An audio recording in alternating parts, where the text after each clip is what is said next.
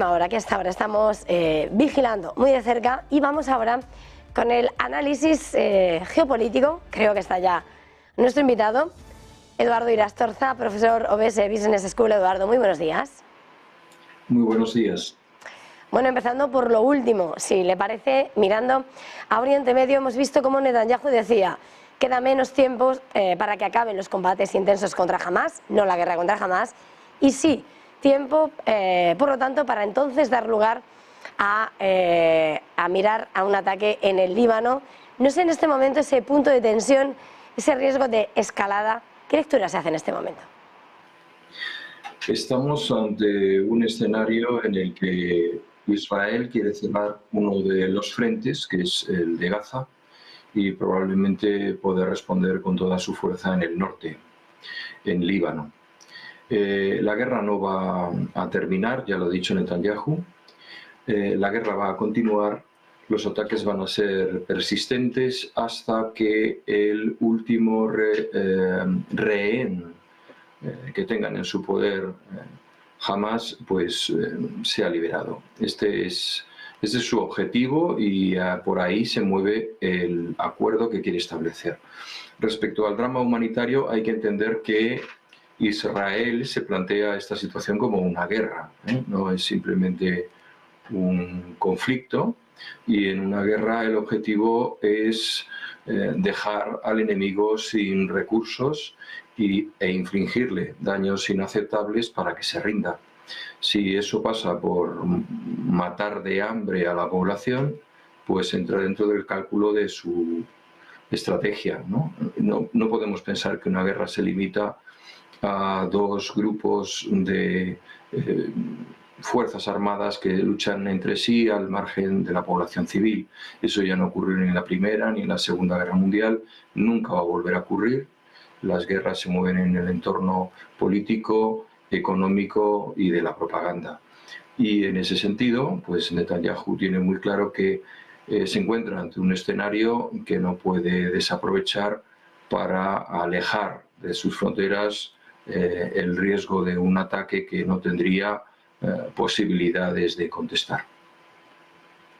Hablando precisamente a sus fronteras, al norte, al Líbano, este fin de semana hemos vuelto a atender ataques contra objetivos militares de Hezbollah. Hezbollah ya ha dicho que tiene efectivos más que suficientes como para rechazar lo que asegura que ha tenido apoyo u ofrecimientos por parte del exterior de recibir nuevos combatientes para enfrentar una guerra. No sé hasta qué punto la guerra es inminente y qué podría suponer en medio de ese temor a una escalada más allá de lo que podría ser ya sí el conflicto en el Líbano. Claro, es que para decidir si la guerra va a ser inminente o no, tendríamos que plantearnos cuál es el concepto de guerra moderna. De hecho, Israel está en guerra prácticamente desde su fundación. En las guerras actuales no se firman paces, no se devuelven prisioneros, no se conocen límites geográficos y desde luego tampoco se hacen firmas de paz, ¿no? Normalmente lo que está ocurriendo en todo el mundo es sencillamente una detención del conflicto militar, pero sigue abierta, por ejemplo, la guerra económica. Respecto al frente del Líbano, es un frente abierto desde hace muchísimos años, lo vemos hasta en las series de televisión, ¿no? Donde se infiltran grupos de ambas facciones, israelíes y palestinos, para dañar en territorio ajeno a su enemigo. Esto va a seguir ocurriendo así. De hecho, el riesgo que tenemos ahora es que el frente se expanda a muchos otros escenarios. El hecho de que tenga que devolver el golpe en Líbano, pues parece que resulta inevitable para la estrategia militar que se ha fijado Israel. ¿Por qué? Pues porque es un coladero de ayuda de Irán y no deja de ser un Estado fallido. Irán puede colaborar tanto con Hamás como con Hezbollah por el norte y por el sur a través de otro Estado fallido que es Siria, ¿no? Con lo cual pues Israel se siente totalmente amenazado en todas sus fronteras. No estoy haciendo un juicio moral, sino exponiendo los hechos. ¿Qué ocurre con esto? Si a esto sumamos que Irán está a pleno pulmón con sus centrifugadoras de uranio y puede tener la bomba atómica antes de que acabe el año, como señalaban algunos analistas y expertos internacionales, pues lógicamente Israel no puede, entre comillas, dejar pasar la ocasión de infligir un daño inaceptable también a Irán en los próximos meses. En este escenario complicado y difícil en esta parte del mundo, sin lugar a dudas hay otra constante que desde que se desencadenase la guerra en Gaza ha sido la respuesta de los hutíes, los ataques en el Mar Rojo. Este fin de semana hemos visto nuevos ataques contra barcos, la crisis en el Mar Rojo, el temor a lo que pueda conllevar en la zona y además el daño económico en esa ruta clave para el comercio. A estas alturas del conflicto, esa crisis, ¿qué lectura arrastra? Pues en primer lugar convierte la guerra en un escenario amplísimo, y en un escenario amplísimo que Irán puede aprovechar. ¿Por qué? Pues porque Yemen es un país también fallido, está dividido, etcétera, en guerra permanente, es una guerra olvidada con miles y miles de muertos, pero tiene una posición muy sólida y está apoyando a quienes comulgan con su filosofía y con su planteamiento respecto al papel que tienen que tener los países musulmanes en la zona. Tiene un apoyo para dañar a cualquier barco que pase por ahí. ¿Qué significa eso? ¿Que le van a hacer mucho más daño a Israel? Pues hombre, le van a hacer daño a Israel si hunden sus barcos, que lógicamente pues ya evitarán pasar por ahí. Pero en realidad recuerda esas imágenes de circo en donde un payaso quería darle una bofetada al que tenía enfrente, se agachaba y le daba al de detrás. ¿Quién es el de detrás? El de detrás somos nosotros, los occidentales, Europa, porque no pasan nuestras mercancías, aumentan el coste del carburante de un barco que tiene que recorrer todas las costas de África al completo e incrementa el precio final de los productos, aparte de encontrarse con un riesgo de falta de suministro. Este es otro frente que tiene abierto. Yo creo que Irán, que está apoyado por Rusia, está apoyado por China. De hecho, la guerra de Siria la ganó esta coalición frente a Estados Unidos. La reciente guerra de Siria, que quería desbancar a Assad de la presidencia, y tiene desde las montañas del Líbano hasta las costas del estrecho junto a Yemen, ¿no? Además están utilizando, y esto es muy importante, medios militares más sofisticados. Ya no es una lancha que se lanza contra un barco y explota con sus mártires, como son denominados. Tampoco son cohetes de fortuna, sino que son armas mucho más precisas. Con lo cual la situación es bastante inquietante, y yo creo que ahí Estados Unidos y su flota acabará por intervenir, acabará por golpear objetivos en tierra en Yemen. Más allá de ese conflicto, si hablamos de Estados Unidos, en las últimas horas Rusia, de hecho, ha responsabilizado a Estados Unidos por el ataque, por esos misiles en Sebastopol, por supuesto también a Kiev, y en medio de lo que son esos ataques, advirtiendo habrá una respuesta, también llega lo de que, bueno, si el riesgo de amenaza se evalúa que es más significativo, el riesgo, pues se podría valorar el cambio en ese protocolo, en ese tratado para usar las armas nucleares, señalando, ¿no?, reclamando la seguridad del territorio ruso. No sé, en este punto se espera respuesta, porque Estados Unidos y sus satélites son los que guían esos misiles, ese apoyo armamentístico a Ucrania, al tiempo que el lenguaje nuclear se sigue alimentando de forma constante junto con sus aliados nucleares. Sí, efectivamente, digamos que estamos en un paso más de la escalada, afortunadamente por ahora verbal, porque realmente cualquier fuerza nuclear, ya sea la rusa, ya sea la norteamericana, la china, cualquiera de los otros países que tienen armas nucleares, incluido Pakistán e Israel, pues siempre están diseñadas para una reacción casi en tiempo real, a una velocidad vertiginosa. Otra cosa es que se diga que lo van a implementar y no les va a temblar la mano a la hora de hacerlo. Yo creo que estamos ahí. Yo creo que estamos ahí. ¿Por qué?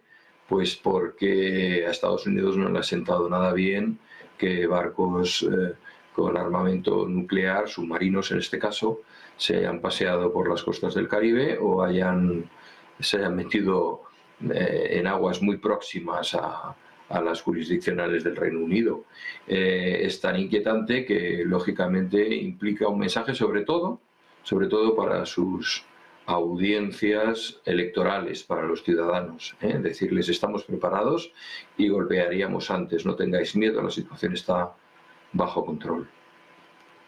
Es complicado, tenso escenario geopolítico, sin lugar a dudas, en lo que es Estados Unidos aparece de forma constante esa referencia en un momento en el que el propio país tiene que acudir a la convocatoria elecciones presidenciales, un Biden, un Trump que enfrentan además esta semana el primero de los dos debates presidenciales empatados y mientras hay voces que cuestionan si Biden puede enfrentar esa campaña, puede asumir un segundo mandato y con dos perfiles bastante diferenciados en cuanto a posicionar, ¿no?, quién es el mayor enemigo, el mayor rival de Estados Unidos. ¿Cómo? ¿Qué podemos esperar? ¿Hasta qué punto puede ser concluyente o puede aportar ese debate de cara al voto de los americanos? Pues sinceramente yo creo que puede aportar muy poco. ¿Por qué? Porque si esto fuera un combate de boxeo, yo creo que Biden lo que va a salir es a los puntos, ¿no? A un partido, a un combate nulo, a un combate en el que no haya ganadores. Es decir, en cualquier debate, digamos que la agilidad mental de Trump está por lo menos por ahora, más ágil que la de Biden. Ya lo hemos visto cuando Meloni lo rescata perdido en el más allá, o cuando el otro día estaba bailando con Kamala Harris, ¿no? Yo creo que va a salir a hablar de su libro, como un plan. Tú me vas a preguntar lo que quieras y yo voy a responder lo que tengo aquí escrito y se acabó. No me voy a salir del guión. No creo que los demócratas busquen lo que en boxeo se llama un clinch, ¿no?, un intercambio de golpes, porque ahí Trump, digamos que tiene más, a pesar de que está más grueso, tiene más cintura, ¿no? Yo creo que lo vamos a ver es un par de grandes anuncios en el que Trump va a tratar de provocar a Biden para que se salga de la línea de discurso que tiene establecida, pero yo creo que Biden tendrá contado cada uno de los minutos y cada una de las palabras que va a expresar en ese debate, que en el fondo va a ser una sucesión de anuncios electorales de uno y otro partido sin que haya eso, un debate. Me sorprendería ver a Biden en un intercambio de golpes con Trump. Cambiar mucho la política exterior de Estados Unidos. Trump siempre miraba a China, siempre ha dicho se solucionaría el conflicto en Ucrania en nada, en unas horas. Sí. ¿Puede cambiar mucho o defienden lo que suele ser el histórico de la política exterior americana? Bueno, la política exterior americana, a diferencia de muchos otros países, entre ellos el nuestro, pues reconoce lo que es el interés de Estado. Otra cosa es que dentro de ese interés de Estado, cada uno de los partidos identifique en mayor o menor grado qué es lo que se debe hacer. Pero en lo esencial están de acuerdo. ¿Qué ocurre con Trump? Trump es un político que tiene muy claro que se enfrenta a tres guerras. La económica, que es la más importante, la potencial militar en el estrecho de Taiwán, sudeste asiático, etcétera, y en tercer lugar la guerra de la opinión pública. Estados Unidos es tradicionalmente, hasta que no le empujan, no se mete en una guerra realmente, y cuando se mete o gana de paliza o incluso se encuentra con contestación interna. Yo creo que Trump seguirá señalando a China como la gran amenaza para Estados Unidos. He de decir que yo comparto que es así, es decir, Rusia es solamente una amenaza económica, no lo es ni cultural ni de ningún otro aspecto, excepto la disuasión militar y ni siquiera un ejército convencional, sino una disuasión atómica. China, sin embargo, le está segando la hierba por debajo de los pies. Con todo y con eso, yo creo que la administración Biden sí ha acabado de entender que esta es la principal cuestión, ha dado pasos en ese sentido. Ha vuelto un poco a los planteamientos que en su día quiso implementar Obama, de crear una alianza mucho más sólida con los países de la zona y llegar incluso a acuerdos militares muy comprometedores, como el que está estableciendo con Australia, que considera su gran valedor en la zona, o Filipinas, que es su gran portaaviones en esa zona del sur, ¿no?